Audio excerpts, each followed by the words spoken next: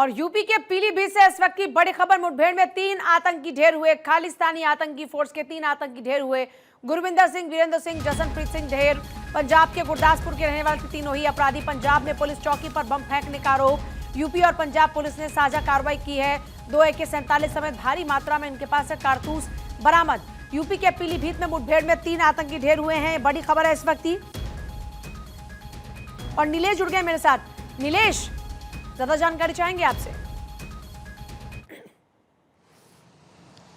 देखिए पूजा, बिल्कुल आपको बता दूं कि उत्तर प्रदेश पुलिस और पंजाब पुलिस के संयुक्त ऑपरेशन में 3 बदमाशों को ढेर कर दिया गया है और तीनों को पीलीभीत के पूरनपुर इलाके में घेराबंदी की गई। तो तीनों की तरफ से फायरिंग शुरू कर दी गई। तीनों के पास से अगर हम बात करें तो 2 AK-47 राइफल, 2 पिस्टल और बड़े पैमाने पर कारतूस बरामद हुए हैं। तीनों के ऊपर आरोप है कि वो पंजाब के गुरदासपुर में एक चौकी पर इन्होंने ग्रेनेड फेंका था और ग्रेनेड फेंकने के बाद ये फरार हो गए थे। कहीं ना कहीं जसनप्रीत सिंह की बात करें या फिर वीरेंद्र सिंह की बात करें या तीसरा जो आरोपी है गुरविंदर सिंह, इन तीनों को मुठभेड़ के दौरान गिरफ्तार किया गया था और गंभीर हालत में अस्पताल पहुंचाया गया, जहां पर CSC में इलाज के दौरान डॉक्टरों ने मृत घोषित कर दिया है। तीनों कहीं ना कहीं खालिस्तानी समर्थक थे और ऐसे में ये कहा जा सकता है कि उत्तर प्रदेश पुलिस और पंजाब पुलिस के लिए ये बड़ी सफलता हाथ लगी है कि 18, 23 और 25 वर्ष के ये युवा कहीं ना कहीं, यानी कि नौजवानों को लगातार आतंकी और धकेला जा रहा है और इनके जरिए इस तरह की आतंकी साजिश को अंजाम दिया जा रहा है। हमने पिछले कुछ समय में ऐसे कई मॉड्यूल्स देखे, चाहे वो यूपी की बात हो या फिर इसके अलावा इस तरह की कितनी वारदातें क्यों ना हो।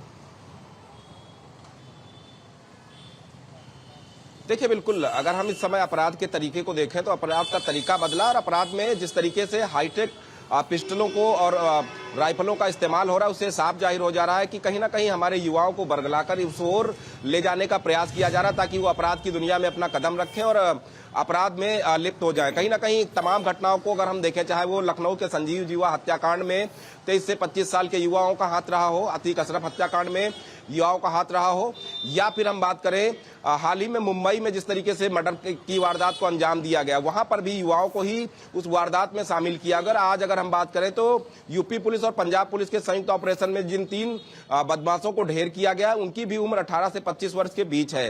तो ऐसे में ये कहा जा सकता है कि जो बड़े माफिया हैं वो युवाओं को मैदान में पैसे का लालच देकर या अपराध की दुनिया की चकाचौंध दिखाकर मैदान में उतार लेते हैं और उसके बाद जब वो अपराध की दुनिया में कदम रखते हैं तो ऐसे में पुलिस के साथ वो मुठभेड़ में मारे जाते हैं। यही कारण है कि आज पीलीभीत में जब तीनों के साथ सामान्य तौर पर AK-47 का पहुंचना कोई आम बात नहीं है। इनके पास AK-47 जैसे हाईटेक हथियार हैं। इनका कनेक्शन आतंक के साथ में क्या कुछ है, इसको लेकर भी जानकारी दी है क्या अभी तक? देखिए बिल्कुल, उत्तर प्रदेश पुलिस की तरफ से जो जानकारी अभी तक साझा की गई उसमें यह जरूर बताया गया है कि 2 AK-47 राइफल और 2 पिस्टल बरामद हुई हैं और तीनों आतंकियों को मुठभेड़ के दौरान गोली लगी थी। इलाज के लिए अस्पताल ले जाया गया, जहां पर डॉक्टरों ने उन्हें मृत घोषित कर दिया। अब बड़ा सवाल ये उठता है कि उत्तर प्रदेश के बाहर जहां कहीं पर भी अपराधियों को गिरफ्तार किया गया है, मुठभेड़ में मार गिराया गया, उनके पास से ऐसे प्रतिबंधित हथियार बरामद हुए हैं जो उत्तर प्रदेश और देश में पूरी तरीके से प्रतिबंधित है। AK-47 राइफल की अगर हम बात करें तो AK-47 राइफल सिर्फ पुलिस कर्मियों के लिए या फिर आर्मी के जवानों के लिए इस्तेमाल होती है और ऐसे में इन तीनों बदमाशों के पास AK-47 राइफल कहां से आए, उसके अलावा 2 पिस्टलें भी हैं जो विदेशी पिस्टलें हैं जो इनके पास से बरामद हुई हैं। बड़े पैमाने पर कारतूसें भी बरामद हुई हैं। तो ऐसे में ये कहा जा सकता है कि क्या इनको कोई देश के बाहर से जो है हथियार मुहैया करा रहा था, संरक्षण दे रहा था, पैसे उपलब्ध करा रहा था। उन तमाम पहलुओं पर फिलहाल उत्तर प्रदेश पुलिस और पंजाब पुलिस जांच करेगी, लेकिन बड़ा सवाल यही उठता है कि आखिर ये प्रतिबंधित हथियार इन बदमाशों तक पहुंचाने वाले रैकेट कौन है, कैसे उत्तर प्रदेश के अंदर इतने हाईटेक हथियार लेकर ये अपराधी घूम रहे थे। जब यूपी पुलिस ने इनको घेरा तो गोलीबारी हुई और गोलीबारी में तीनों आतंकियों को मार गिराया गया। अब देखना होगा कि जब यूपी पुलिस इस पे गंभीरता के साथ प्रदेश के अंदर अपराधी आजकल थर-थर कांपते हैं। जिस उत्तर प्रदेश में आजकल तख्तियां लटकाएं खुद जो अपराधी है वो पुलिस स्टेशन पहुंच जाते हैं, उसी यूपी में इस तरह के लोग कैसे पहुंच जाते हैं? देखिए यही यूपी पुलिस है कि इन तीनों आतंकियों को मुठभेड़ के दौरान गिरफ्तार करती है, अस्पताल ले जाती है, अस्पताल में डॉक्टर इन्हें मृत घोषित कर देते हैं। क्योंकि उत्तर प्रदेश में योगी आदित्यनाथ की सरकार है और योगी आदित्यनाथ ने साफ तौर पे कहा है कि अगर उत्तर प्रदेश में आपको रहना है तो अपराध से नाता तोड़ना होगा या फिर आपको जेल के सलाखों के पीछे जाना पड़ेगा। पंजाब पुलिस जहां तीनों बदमाशों को लंबे समय से तलाश कर रही थी और पंजाब पुलिस के हाथ नहीं लगे ये तीनों अपराधी। जिसके बाद उत्तर प्रदेश पुलिस को इन अपराधियों की सूचना दी गई और यूपी पुलिस को जब इनकी जानकारी मिली कि पीलीभीत के पूरनपुर इलाके में तीनों छिपे हुए हैं, घेराबंदी हुई, घेराबंदी के दौरान गोलीबारी हुई, तो उसमें तीनों आतंकियों को जो खालिस्तानी समर्थक थे उनको मार गिराया गया।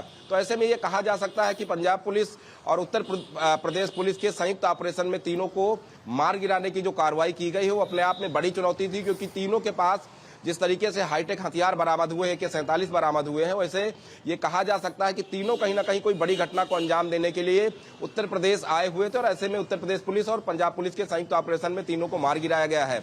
अब जांच की जाएगी कि आखिर इनको उत्तर प्रदेश में संरक्षण देने वाला कौन था, पीलीभीत के पूरनपुर इलाके में इनको संरक्षण देने वाला कौन था, रोकने वाला कौन था, कब से ये यहाँ पर थे, उन तमाम पहलुओं पर जांच की जा रही। जांच के बाद तमाम चीजें साफ हो जाएंगी। बहुत शुक्रिया आपका फिलहाल पूरी जानकारी के लिए। जांच के बाद तस्वीरें और साफ होंगी, लेकिन फिलहाल इस ज्वाइंट ऑपरेशन में इन 3 आतंकियों को ढेर किया गया है।